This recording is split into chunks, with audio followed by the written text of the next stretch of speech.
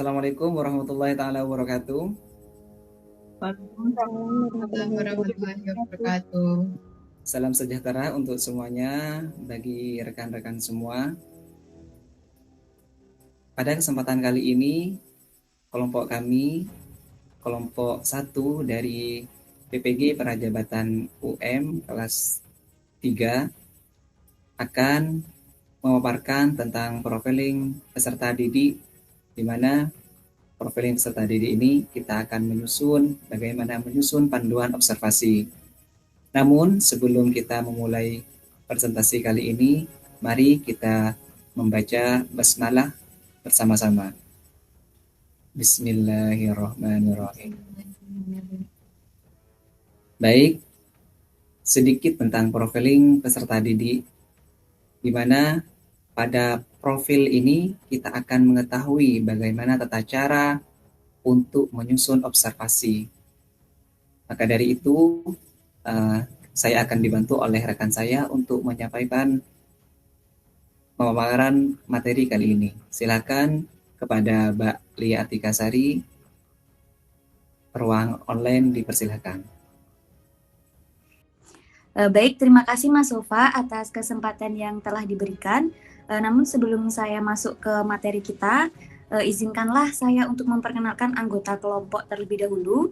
Kami dari kelompok 1 beranggotakan 6 orang. Yang pertama ada Lia Artikasari, yang kedua ada Mbak Desi Nurrahmawati, yang ketiga ada Mbak Imatus Soliha, yang keempat ada Mbak Nurmala Lailatus Zakiyah, yang kelima ada Muhammad Sofa, dan yang keenam ada Yusuf Putra Pratama. Baik, kita langsung lanjut saja ke materi kita.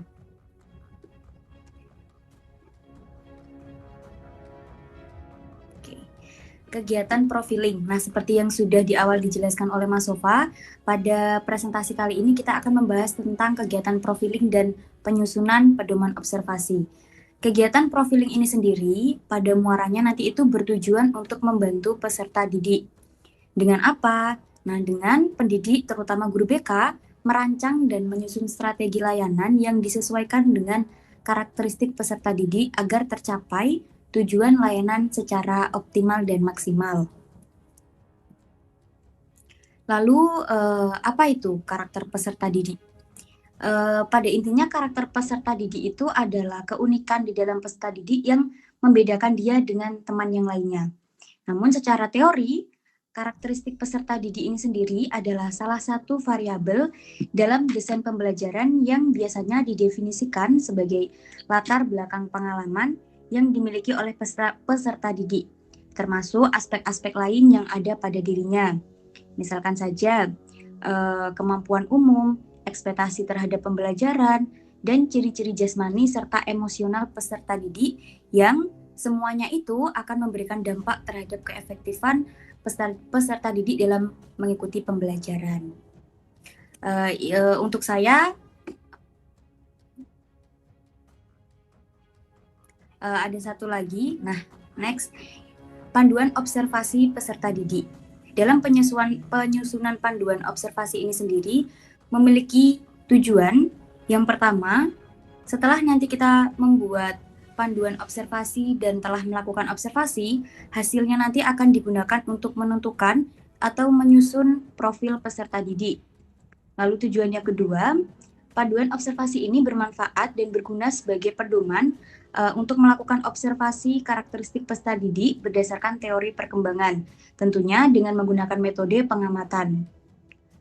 Next, penjelasan selanjutnya akan dilanjutkan oleh rekan saya, yaitu Mas Sofa. Saya persilahkan.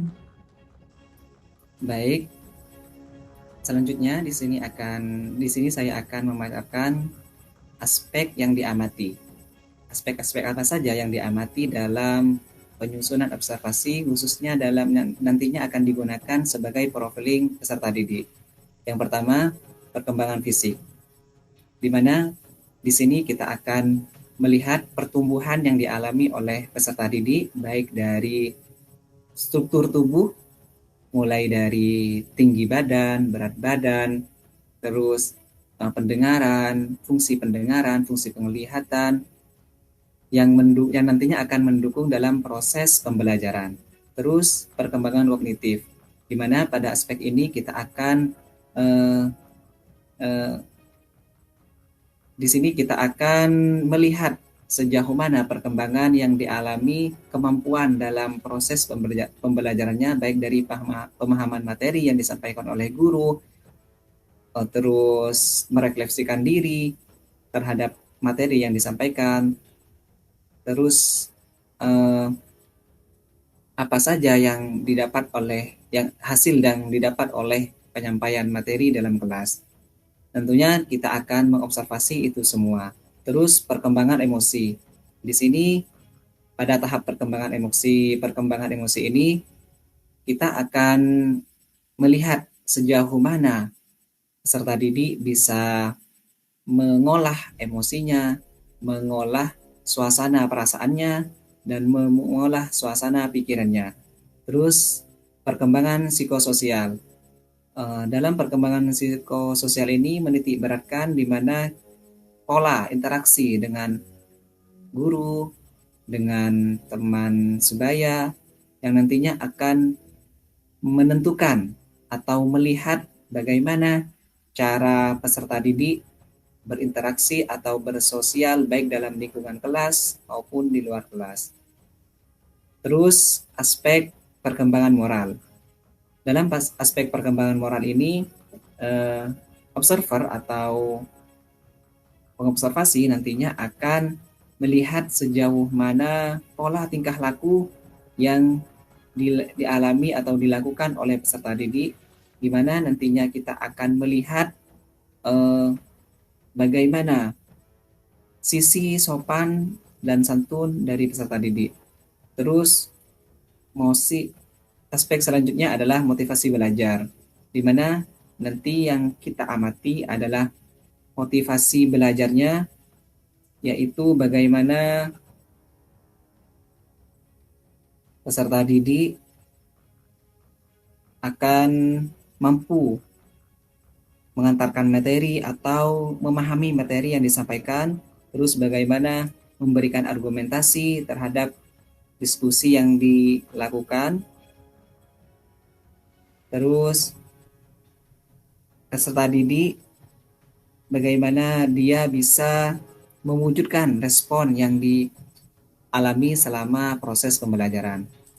Terus next, dalam penyusunan observasi, di sini kita akan memiliki panduan tersendiri. Yang pertama, perencanaan panduan observasi, di mana dalam perencanaan panduan observasi ini, pertama kita menentukan aspek apa saja yang kita akan amati, terus setelah itu kita akan menentukan indikator-indikator apa saja yang akan mendukung dalam aspek-aspek yang kita amati.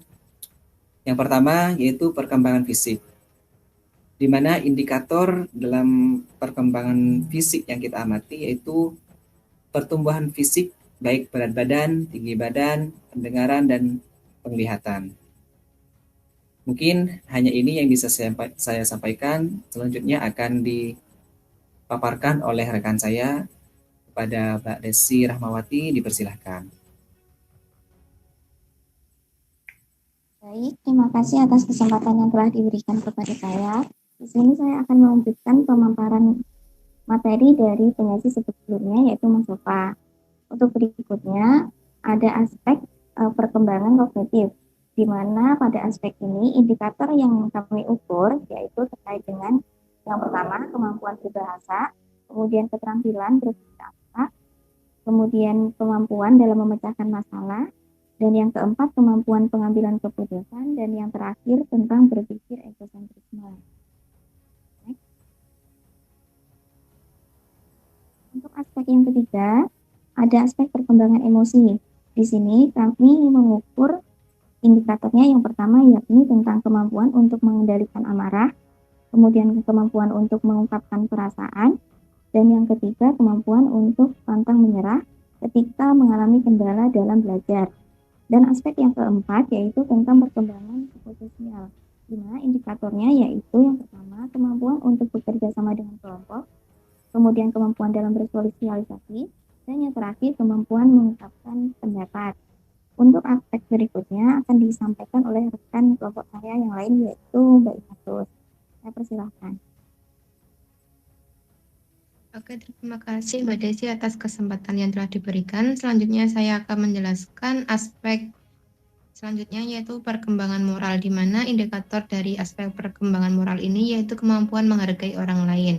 Yang aspek keenam yaitu motivasi belajar, indikator yang diamati yaitu yang pertama, menyukai situasi atau tugas yang menuntut tanggung jawab pribadi atas hasil-hasilnya.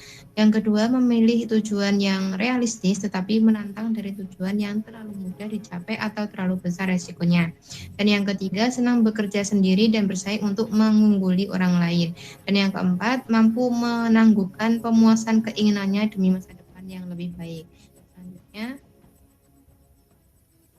lembar observasi yang akan dijelaskan oleh rekan saya yaitu Mbak Mala, dipersilakan. Baik, Mbak Imatus, saya akan melanjutkan pemaparan dari penyaji sebelumnya. Ada lembar observasi. Nah, lembar observasi ini akan digunakan kita sebagai guru BK untuk mengobservasi atau mengamati perilaku yang nampak sesuai dengan tahap perkembangan peserta didik di tingkat SMP. Nah, di sini ada dua yang harus dicermati terlebih dahulu. Yang pertama ada identitas diri berisikan nama, kelas, jenis kelamin, tanggal observasi, dan observer. Nah, observer sendiri ini bisa diisi oleh guru bimbingan dan konseling.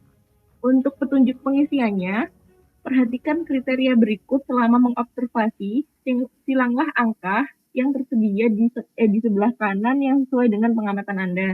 Petunjuk pengisiannya, angka 1 menunjukkan perilaku itu muncul 1 kali, angka 2 menunjukkan perilaku itu muncul 2 kali, angka 3 menunjukkan perilaku itu muncul 3 kali, dan angka 4 menunjukkan perilaku itu muncul 4 kali.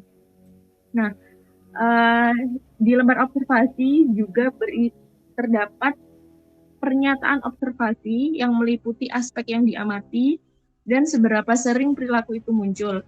Yang pertama ada perkembangan fisiologis yang meliputi pertumbuhan tinggi badan peserta didik, kerapihan rambut, panjang rambut laki-laki maksimal 3 cm, penglihatan peserta didik, mata normal, plus dan minus, pendengaran peserta didik, dan perkembangan berat badan peserta didik.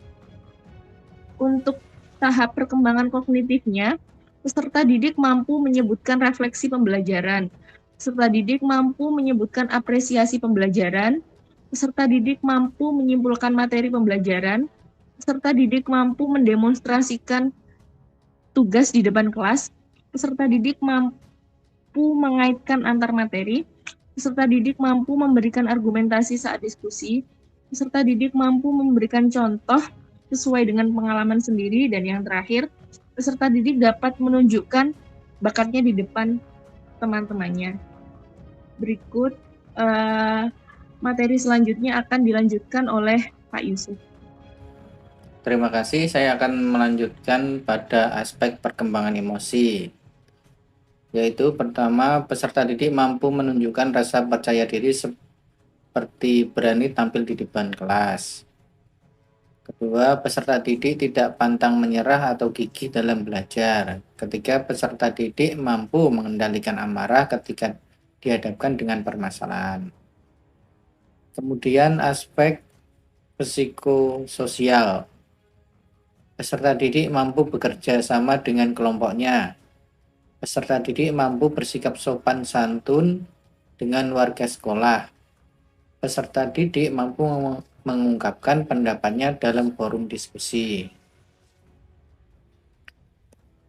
Aspek perkembangan moral. Peserta didik mendengarkan penjelasan guru dengan seksama saat dijelaskan. Peserta didik melaksanakan arahan dari guru. Peserta didik mampu menghargai pendapat teman sejawat. Peserta didik menunjukkan respon saat diajak bicara teman. Yang terakhir yaitu aspek perkembangan motivasi belajar. Peserta didik mengerjakan tugas yang diberikan oleh guru. Peserta didik tersenyum selama pembelajaran di kelas. Peserta didik menanyakan tentang tugas yang diberikan. Peserta didik menjadi yang pertama dalam hal akademik, artinya mengumpulkan tugas atau menjawab pertanyaan. Yang terakhir, peserta didik membaca buku di kelas saat jam kosong. Sekian yang bisa saya sampaikan. Saya kembalikan lagi kepada Mas Sofa.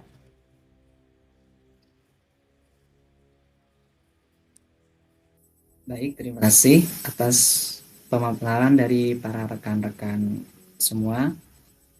Baik, di sini saya akan menyimpulkan sekilas tentang profiling peserta didik, di mana dalam menentukan profiling peserta didik, khususnya dalam menggunakan atau alat yang digunakan untuk kita mengetahui profil peserta didik, di sini salah satunya adalah menggunakan pedoman observasi, di mana dalam menentukan pedoman observasi kita harus menentukan identifikasi dan indikator-indikator apa saja yang nantinya akan mendukung dalam memperoleh data yang observable sesuai dengan kenyataan yang ada pada peserta didik.